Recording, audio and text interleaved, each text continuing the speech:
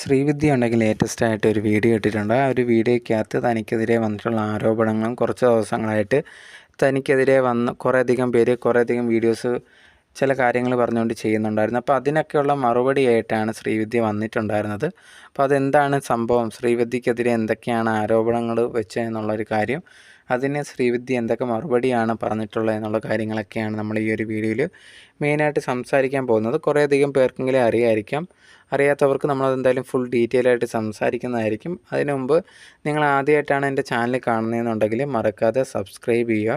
അതുപോലെ തന്നെ ഈ ഒരു വീഡിയോയ്ക്ക് ലൈക്ക് ചെയ്യുക, അതുപോലെ തന്നെ ഷെയർ ചെയ്യുക, ഹൈപ്പും ചെയ്തേക്കോ. എന്നാൽ മാത്രമേ ഇത് കൂടുതൽ പേരിലേക്ക് എത്തത്തുള്ളൂ. സോ നിങ്ങളിതെല്ലാം ചെയ്യുമെന്ന് വിചാരിക്കുന്നുണ്ട്. സോ ഒട്ടും വൈകാതെ വീഡിയോയിലേക്ക് പോകാം. ശ്രീവിദ്യ എല്ലാവർക്കും അറിയാവുന്ന ഒരു വ്യക്തി കൂടിയാണ്. സിനിമയിലും അതുപോലെ തന്നെ പല ഷോസിലൊക്കെ പങ്കെടുത്ത് അങ്ങനെ വളരെ ഫേമസ് ആയിട്ടൊക്കെ ഉള്ളൊരു വ്യക്തി കൂടിയാണ്. ഈ ഒരു ശ്രീവിദ്യ ഉണ്ടെങ്കിൽ ഇപ്പം ലേറ്റസ്റ്റ് ആയിട്ട് കുറച്ച് ദിവസങ്ങളായിട്ട് കുറേയധികം ആരോപണങ്ങൾ ശ്രീവിദ്യക്കെതിരെയൊക്കെ വന്നിട്ടുണ്ടായിരുന്നു. പലരും ഇതിനെപ്പറ്റി വീഡിയോസ് വരെ ചെയ്തിട്ടുണ്ടായിരുന്നു. ആ സമയത്തൊന്നും ശ്രീവിദ്യ ഇതിനെതിരെ പ്രതികരിക്കുകയൊന്നും ചെയ്തിട്ടില്ലായിരുന്നു. പക്ഷേ ഇപ്പം ലേറ്റസ്റ്റ് ആയിട്ട് ശ്രീവിദ്യ ഇതിനെതിരെ പ്രതികരിച്ചുകൊണ്ട് ഒരു വീഡിയോ വരെ ചെയ്തിട്ടുണ്ട്. അപ്പോൾ എന്താണ് സംഭവം എന്ന് പറഞ്ഞു കഴിഞ്ഞാൽ, ഈ ഒരു ഇൻഫ്ലുവൻസേഴ്സ് ആയിട്ടുള്ളവർ അല്ലെങ്കിൽ ഇതേ കണക്ക് സെലിബ്രിറ്റീസൊക്കെ കുറേയധികം ആപ്പും കാര്യങ്ങളൊക്കെ പ്രൊമോട്ട് ചെയ്യും. ചിലപ്പോൾ ആ സമയത്ത് ഈ പ്രൊമോട്ട് ചെയ്യുന്ന സമയത്ത് ഇവർക്ക് ക്യാഷ് കിട്ടും എന്നുള്ളത് കൊണ്ട് മാത്രം ഇവരിതിനെപ്പറ്റി വലുതായിട്ട് ചിന്തിക്കാതെ അങ്ങ് പ്രൊമോട്ട് ചെയ്യാനുള്ള ചാൻസ് ഉണ്ട്. അങ്ങനെ കുറേയധികം വലിയ നടന്മാരടക്കം ഇതിൽ പ്രശ്നങ്ങളും കാര്യങ്ങളും വന്നിട്ടുണ്ടായിരുന്നു. അപ്പോൾ അതുപോലെ ഈ ഒരു ശ്രീവിദ്യ കുറച്ച് വർഷങ്ങൾക്ക് മുമ്പ് ഇതേ കണക്ക് ഏതോ ഒരു ആപ്പ് പ്രൊമോട്ട് ചെയ്തിട്ടുണ്ടായിരുന്നു. എന്തോ പൈസ വെച്ചിട്ടുള്ള എന്തോ ഒരു സംഭവമായിരുന്നു.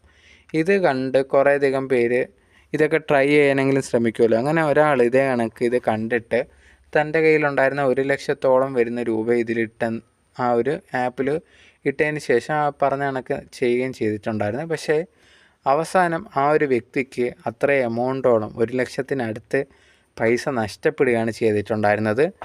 ആ ഒരു വ്യക്തി ഉണ്ടെങ്കിൽ അതിലേക്ക് ഇടാൻ അത്രയും പൈസയൊക്കെ ഇട്ടതിൻ്റെ മെയിനായിട്ടുള്ളൊരു കാര്യം അതിൽ നിന്ന് ലാഭം കിട്ടും എന്നുള്ളതും, പിന്നെ ഈ ഒരു ശ്രീവിദ്യയെ പോലെയൊക്കെ ഇത്രയും ഫേമസ് ആയിട്ട് ആൾക്കാർ വിശ്വസിക്കുന്ന ഒരു വ്യക്തി ഇതെനിക്ക് വന്നൊരു ആപ്പ് പ്രൊമോട്ട് ചെയ്യുകയാണ്. അപ്പോഴത്തേനും ചിന്തിക്കുന്ന ഒരു കാര്യം, ഇതിലിട്ട് കഴിഞ്ഞാൽ ഉറപ്പായിട്ട് നമ്മുടെ പൈസ നഷ്ടപ്പെടത്തില്ല എന്നൊക്കെ വിചാരിച്ചിട്ടായിരിക്കും ആ ഒരു വ്യക്തി എന്ത് ചെയ്യുന്നു, ഇതിലേക്ക് ഇത്രയും പൈസ ഇടുന്നത്, ഇതിൽ നിന്ന് ലാഭം കിട്ടും എന്നുള്ള രീതിയിൽ വിചാരിക്കുന്നു. പക്ഷേ വിചാരിച്ച ലാഭമോ കാര്യങ്ങളോ ഒന്നും കിട്ടിയതുമില്ല.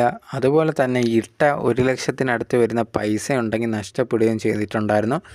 ഇത് ഈ ഒരു വ്യക്തിക്ക് ഭയങ്കരമായിട്ട് മാനസികമായിട്ടൊക്കെ ഭയങ്കര ബുദ്ധിമുട്ടൊക്കെ ഉണ്ടാക്കി. 1,00,000 രൂപ എന്ന് പറയുമ്പോഴത്തേന് ആലോചിച്ച് നോക്കാവുന്ന കാര്യമുള്ളൂ. അത്രയും നഷ്ടപ്പെട്ട ഒരു വ്യക്തി, അതും ശ്രീവിദ്യ പറഞ്ഞു എന്നുള്ള ഒരു ഒറ്റ വിശ്വാസത്തിലാണ് ചെയ്തിട്ടുണ്ടായിരുന്നത്. ഇതുപോലത്തുള്ള ഇൻഫ്ലുവൻസേഴ്സ് ആയിട്ടുള്ള അല്ലെങ്കിൽ സെലിബ്രിറ്റീസൊക്കെ ഇങ്ങനെ ചെയ്യുമെന്ന് വിചാരിച്ചിട്ടില്ലായിരുന്നു. എന്തായാലും ഇത് ഭയങ്കരമായിട്ട് മാനസികമായിട്ടൊക്കെ ഈ ഒരു വ്യക്തിക്ക് ബുദ്ധിമുട്ടുണ്ടാക്കി. അതുപോലെ തന്നെ പൈസ നഷ്ടപ്പെട്ടു. ഈ ഒരു ശ്രീവിദ്യക്കെതിരെയൊക്കെ ഉണ്ടെങ്കിൽ അതിന് ശേഷം ഈ ഒരു വ്യക്തി ഉണ്ടെങ്കിൽ ഒരു കേസുമായിട്ട് മുമ്പോട്ട് പോവുകയാണ് ചെയ്തിട്ടുണ്ടായിരുന്നത്. ഞാൻ ഇതേ കണക്ക് ഈ ഒരു വ്യക്തി ശ്രീവിദ്യ പ്രൊമോട്ട് ചെയ്ത ഒരു ആപ്പിൻ്റെ പരസ്യം കണ്ടിട്ട് പൈസ ഞാൻ അതിനകത്ത് ഇൻവെസ്റ്റ് ചെയ്തിട്ടുണ്ടായിരുന്നു.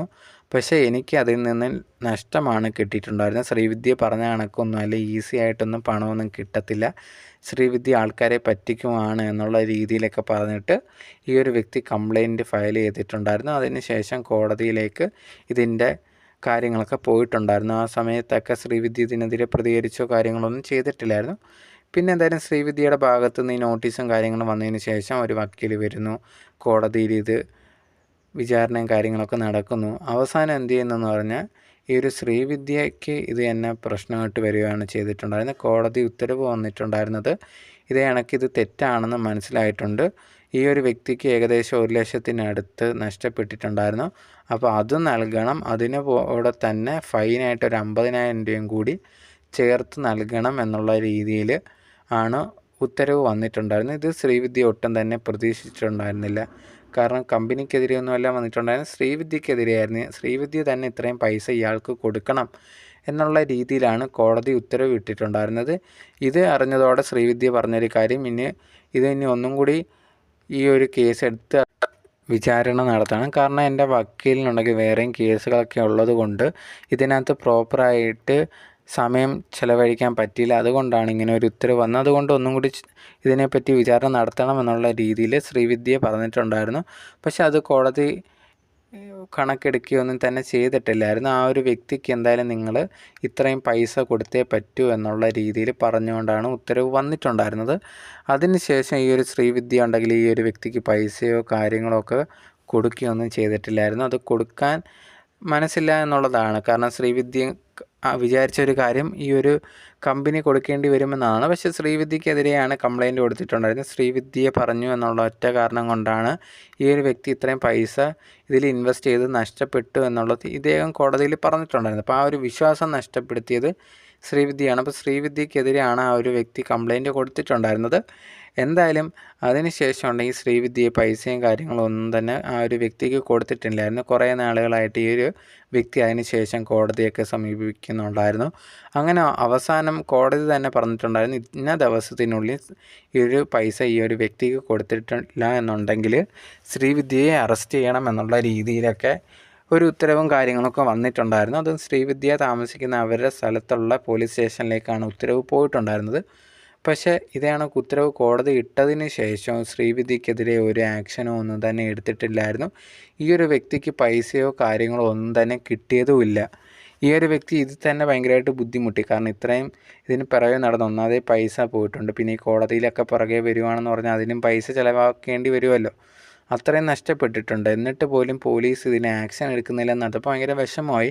എന്തായാലും ഈ ഒരു വ്യക്തി ഉണ്ടെങ്കിൽ നിരന്തരം പോലീസിനെ വിളിച്ചിട്ട് ചോദിക്കുന്നുണ്ടായിരുന്നു, എന്തുകൊണ്ട് ഇതേ കണക്ക് ആ ഒരു വ്യക്തി അറസ്റ്റും കാര്യങ്ങളൊന്നും ചെയ്യുന്നില്ല, ഞാൻ കുറേ നാളായിട്ട് വിളിക്കുന്നുണ്ട്, കോടതി തന്നെ ഉത്തരവിട്ടതല്ലേ, നിങ്ങൾക്ക് എന്താണ് ചെയ്യാൻ പറ്റാത്തത് എന്നുള്ള രീതിയിലൊക്കെയാണ് ചോദിച്ചിട്ടുണ്ടായിരുന്നു. ആ സമയത്ത് പോലീസ് പറഞ്ഞിട്ടുണ്ടായിരുന്ന കാര്യം, ശ്രീവിദ്യ ഇപ്പോൾ ഇവിടെ ഇല്ല, ചെന്നൈയിലാണ്, വല്ലപ്പോഴും മാത്രമേ ഇവിടെ വരത്തുള്ളൂ, ഞങ്ങളവിടെ പോകുന്ന സമയത്ത് ശ്രീവിദ്യ ഇവിടെ ഇല്ല എന്നുള്ള രീതിയിലാണ് പോലീസ് ഈ ഒരു വ്യക്തിയടുത്ത് പറഞ്ഞിട്ടുണ്ടായിരുന്നത്. ഇതിന് ശേഷം ഈ ഒരു വ്യക്തി ആ ഒരു അയൽക്കാരുടെ അടുത്തൊക്കെ ചെന്ന് ചോദിക്കുന്ന സമയത്ത് ആഴ്ചയിൽ 1-2 പ്രാവശ്യം ഇവിടെ വരാറുണ്ട് എന്നുള്ള രീതിയിൽ അവർ തന്നെ പറഞ്ഞിട്ടുണ്ടായിരുന്നു.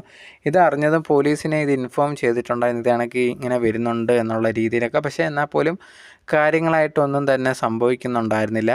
അങ്ങനെ ഇരിക്കുന്ന സമയത്താണ് ഈ ഒരു വ്യക്തി കുറേയധികം ഇൻഫ്ലുവൻസേഴ്സിനെയൊക്കെ കോൺടാക്ട് ചെയ്തിട്ട് ഇത് കണക്ക് തനിക്ക് ഈ ഒരു ശ്രീവിദ്യയിൽ നിന്ന് ഇങ്ങനെയൊക്കെ കാര്യങ്ങൾ നടന്നിട്ടുണ്ട്, കോടതി ഉത്തരവ് നടന്നിട്ട് പോലും പോലീസ് അതിൽ ആക്ഷൻ എടുക്കുന്നില്ല.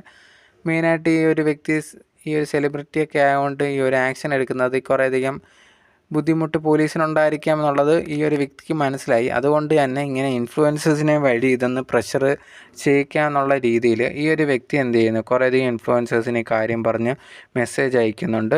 ഇവരെല്ലാം ഇത് മനസ്സിലാക്കിയതിന് ശേഷം ഉണ്ടെങ്കിൽ ഇതിനെതിരെ വീഡിയോസും കാര്യങ്ങളും ചെയ്യാൻ തുടങ്ങി. ശ്രീവിദ്യ കണക്ക് ഇയാളെ പറ്റിച്ചു എന്നുള്ളതും ഈ ഒരു വ്യക്തി പറ്റിക്കപ്പെടാൻ മെയിനായിട്ടുള്ളൊരു കാര്യം, ശ്രീവിദ്യ പറഞ്ഞ ആപ്പിലേക്ക് പൈസ ഇട്ടു, പക്ഷെ അതിൽ നിന്ന് പൈസ തിരിച്ച് കിട്ടിയില്ല. മാത്രമല്ല വ്യക്തിയുടെ പൈസ പോലും നഷ്ടമായി.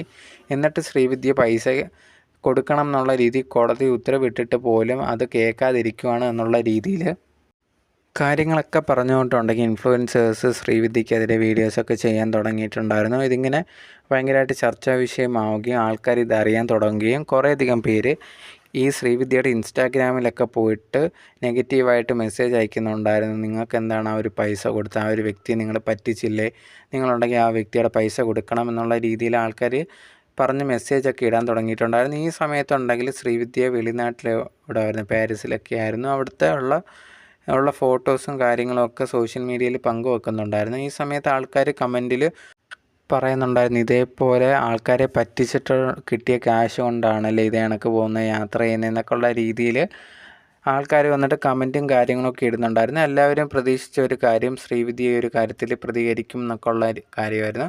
പക്ഷേ ആ സമയത്തൊന്നും ശ്രീവിദ്യ ഇതിനെതിരെ പ്രതികരിക്കുകയോ കാര്യങ്ങളൊന്നും ചെയ്തിട്ടുണ്ടായിരുന്നില്ല. ആ സമയത്ത് കുറേയധികം ഇൻഫ്ലുവൻസേഴ്സ് ഈ ഒരു ശ്രീവിദ്യക്കെതിരെ സംസാരിക്കുന്നുണ്ട്. അതിൻ്റെ ഭാഗമായിട്ട് കുറേയധികം ഹേറ്റൊക്കെ വന്നിട്ടുണ്ടായിരുന്നു. അങ്ങനെ ഇരിക്കുന്ന സമയത്താണ് ഇപ്പം ശ്രീവിദ്യ ഉണ്ടെങ്കിൽ ഇതിനെതിരെ പ്രതികരിച്ചത് എന്നുള്ളൊരു കാര്യം കുറേയധികം യൂട്യൂബേഴ്സും കാര്യങ്ങളും ഇതേ കണക്ക് കാര്യങ്ങൾ അറിയാതെയൊക്കെ സംസാരിക്കുന്നുണ്ട്. ഞാനുണ്ടെങ്കിൽ അതുണ്ടെങ്കിൽ ഇപ്പം ആ പൈസ കൊടുക്കാമെന്നുള്ള രീതിയിൽ ഞങ്ങളത് സംസാരിച്ച് തീർത്തൊരു കാര്യമാണ്. ആവശ്യമില്ലാതെ എന്തിനാണ് ഇൻഫ്ലുവൻസേഴ്സ് ഇതൊക്കെ എടുത്ത് സംസാരിക്കുന്നതെന്ന് മനസ്സിലാവുന്നില്ല. ഞങ്ങൾ തമ്മിൽ അതൊക്കെ സോൾവ് ആക്കിയ കാര്യമാണ്. പിന്നെ ഇതിൽ കുറേയധികം പേര് എൻ്റെ പേര് വെച്ചിട്ട് പൈസ ഉണ്ടാക്കാൻ ശ്രമിക്കുന്നുണ്ട്, അതിൻ്റെ ആവശ്യമൊന്നുമില്ല, ഞങ്ങളതെല്ലാം പറഞ്ഞു തീർത്ത ഒരു കാര്യമാണ് എന്നുള്ള രീതിയിൽ ഈ ഒരു ശ്രീവിദ്യ കാര്യങ്ങൾ പറഞ്ഞുകൊണ്ട് ഒരു വീഡിയോ ചെയ്തിട്ടുണ്ടായിരുന്നു. പക്ഷേ ആ ഒരു വീഡിയോ ചെയ്തതിന് ശേഷം കുറേയധികം പേര് ഈ ഒരു ആദ്യമേ ശ്രീവിദ്യക്കെതിരെ വീഡിയോ ചെയ്തിട്ടുള്ള ഇൻഫ്ലുവൻസേഴ്സ് തന്നെ ഇതിന് മറുപടിയായിട്ട് പറഞ്ഞിട്ടുണ്ടായിരുന്നു. നിങ്ങളെന്തിനാണ് ഞങ്ങളെ ഭീഷണിപ്പെടുത്താൻ നോക്കുന്നത്, ഞങ്ങളുണ്ടെങ്കിൽ നിങ്ങൾ ചെയ്ത കാര്യങ്ങൾ തന്നെയാണ് പറഞ്ഞിട്ടുണ്ടായിരുന്നത്. നിങ്ങൾ കാരണം ബാധിക്കപ്പെട്ട ആ ഒരു വ്യക്തി ഞങ്ങളെ കോൺടാക്റ്റ് ചെയ്യുകയും ഞങ്ങൾ സപ്പോർട്ട് ചെയ്യണമെന്ന് പറഞ്ഞിട്ടുണ്ടായിരുന്നു. അതുകൊണ്ടാണ് ഞങ്ങൾ ഇതേ കണക്ക് അദ്ദേഹത്തിനെ സപ്പോർട്ട് ചെയ്തത്. അതുകൊണ്ടാണ് ഇപ്പം നിങ്ങൾ വിളിച്ചത് സോൾവ് ചെയ്തതും ആ ഒരു വ്യക്തിക്ക് പൈസ കൊടുക്കാമെന്ന് പറഞ്ഞതും. ഒരു പക്ഷേ ഞങ്ങളിതിൽ ഇടപെട്ടില്ല എന്നുണ്ടെങ്കിൽ നിങ്ങൾ ഇതേ കണക്ക് പൈസ കൊടുക്കാൻ റെഡി ആവുമോ എന്നുള്ള രീതിയിൽ അടക്കമായിരുന്നു ഈ ഇൻഫ്ലുവൻസേഴ്സ് ഉണ്ടെങ്കിൽ സോഷ്യൽ മീഡിയയിൽ വീഡിയോ ആയിട്ട് ഇട്ടിട്ടുണ്ടായിരുന്നു. അതെന്തായാലും ഇപ്പം ലേറ്റസ്റ്റ് ആയിട്ട് വരുന്ന അപ്ഡേറ്റ് പ്രകാരം ഈ ഒരു ശ്രീവിദ്യ ആ ഒരു വ്യക്തിക്ക് പൈസ കൊടുക്കാൻ തീരുമാനിച്ചു എന്നുള്ളതും ആ ഒരു വ്യക്തിയെ കോൺടാക്റ്റ് ചെയ്ത് എല്ലാ കാര്യങ്ങളും സോൾവ് ആക്കാമെന്നുള്ളതാണ് മനസ്സിലാക്കുന്നത്. ഇപ്പോൾ ലേറ്റസ്റ്റ് ആയിട്ട് വരുന്ന അപ്ഡേറ്റ് ആണ്. എന്തായാലും ആ ഒരു വ്യക്തിക്ക് ആ പൈസ കിട്ടുന്ന നല്ലൊരു കാര്യമാണ്. പിന്നെ അദ്ദേഹത്തിന് വേറെ കുറേ ചിലവുമായിട്ടുണ്ട് ഇതിൻ്റെ പിറവെയൊക്കെ നടന്നതിൻ്റെത്. എന്തായാലും എനിക്ക് പറയാനുള്ളത് ഈ ഒരു വീഡിയോ കാണുന്ന ആൾക്കാരൊക്കെയാണ്. ഇപ്പോൾ ഇൻഫ്ലുവൻസേഴ്സ് ആയിട്ടുള്ള കുറേയധികം ആൾക്കാർ ആപ്പുകൾ പ്രൊമോട്ട് ചെയ്യും, ഇത്രയും പൈസ പെട്ടെന്ന് കിട്ടും എന്നൊക്കെ പറയും. മറ്റു ചിലർ നിങ്ങൾക്ക് ഈ ക്രീം തേച്ചാൽ വെളുത്ത് ഭയങ്കര വലുതാവുക എന്നൊക്കെ അങ്ങനെയൊക്കെയുള്ള ഭയങ്കര ഓരോ കാര്യങ്ങളൊക്കെ പറയും. പക്ഷേ യഥാർത്ഥത്തിൽ സംഭവങ്ങൾ എന്താണെന്ന് പറഞ്ഞാൽ ഇവർക്കെല്ലാവർക്കും ഈ ഒരു കമ്പനിക്കാർ പൈസ കൊടുക്കും. ഇവർക്ക് പൈസ കിട്ടുന്നതുകൊണ്ട് തന്നെ ഇവരുണ്ടെങ്കിൽ ഇതൊക്കെ പ്രൊമോട്ട് ചെയ്യും. പക്ഷേ ഇവരൊന്നും ഇത് ഉപയോഗിക്കുന്നവരൊന്നും ആയിരിക്കത്തില്ല. ഇവർക്ക് പൈസ കിട്ടുന്നതുകൊണ്ട് തന്നെ ഇവർ ഇങ്ങനെ ചെയ്തു ഇങ്ങനെ കിട്ടിയെന്നൊക്കെ പറഞ്ഞ് തെളിവൊക്കെ കാണിക്കും. ഇതൊന്നും ഇവരെ സ്വന്തമായിട്ടുള്ള കാര്യങ്ങളൊന്നും അല്ല, ഇതൊക്കെ ആ കമ്പനിക്കാർ സെറ്റ് ചെയ്ത് കൊടുക്കുന്നതാണ്. അപ്പോൾ ഇതൊക്കെ കണ്ട് നിങ്ങൾ വിശ്വസിച്ച് വാങ്ങാൻ നിന്ന് കഴിഞ്ഞാൽ നിങ്ങൾക്ക് മാത്രമാണ് ഇത് പണി വരിക, അല്ലാതെ വേറെ ആർക്കും ഇതുകൊണ്ടൊരു ബുദ്ധിമുട്ടോ കാര്യങ്ങളോ ഇല്ല. ഇവരെ പോലുള്ളവർക്കൊക്കെ ഇത് പൈസയും കിട്ടി ഇവർ ആവശ്യത്തിന് വെളിനാട്ടിലൊക്കെ പോയിട്ട് സുഖിച്ച് ട്രാവൽ ചെയ്തിട്ട് വരും. നിങ്ങൾക്ക് നിങ്ങളുടെ ജീവിതം തന്നെ നഷ്ടമാകാം, ആ രീതിയിലേക്കൊക്കെ പോകാം. അതുകൊണ്ട് തന്നെ ഇതുപോലുള്ള ഇൻഫ്ലുവൻസേഴ്സ് എന്തെങ്കിലും പറയുമ്പോൾ ഇത് വിശ്വസിച്ചിട്ട് എത്ര നിങ്ങൾ ഇഷ്ടപ്പെടുന്ന ആൾക്കാരാണെങ്കിലും വിശ്വസിച്ച് വാങ്ങാതിരിക്കുക. കാരണം എന്ന് പറഞ്ഞാൽ ഇതൊക്കെ കാരണം പ്രശ്നങ്ങളേ ഉണ്ടാവത്തുള്ളൂ, നിങ്ങൾക്ക് ഒരു ഗുണവും ഉണ്ടാവത്തില്ല എന്ന് നിങ്ങൾ മനസ്സിലാക്കണം. അതിന് വേണ്ടി കൂടിയാണ് ഞാൻ ഒരു വീഡിയോ ചെയ്തത്. നിങ്ങൾക്ക് മനസ്സിലായെന്ന് വിചാരിക്കുന്നു. നിങ്ങളുടെ അഭിപ്രായങ്ങൾ മറക്കാതെ കമൻറ്റ് ബോക്സിൽ കമൻ്റായിട്ട് പറയുക.